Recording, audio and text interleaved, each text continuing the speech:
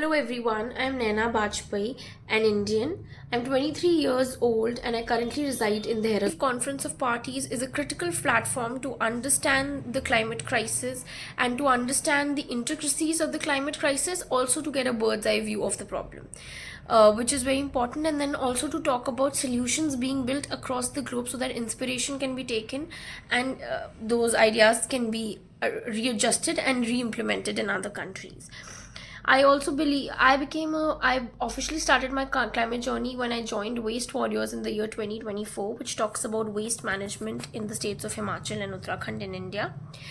I did so because I believe that nature has played a critical role in my life journey, and the least I can do to thank her is to take a stand against its destruction.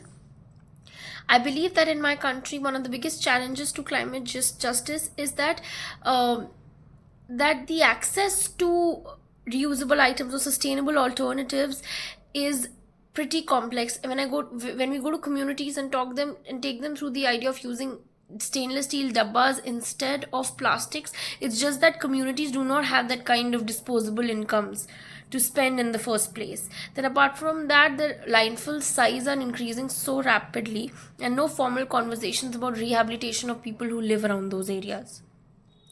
I believe that this is our future, and the youth, if we do not take in our hands how we feel that our future should be written, nobody else is going to do that for us. And the youth is celebrated for its energy and proactiveness. So if we do not take a stand now, we are not going to have stakes in what world we inherit. Nobody else is going to give that baton to us. It's something that we have to fight for.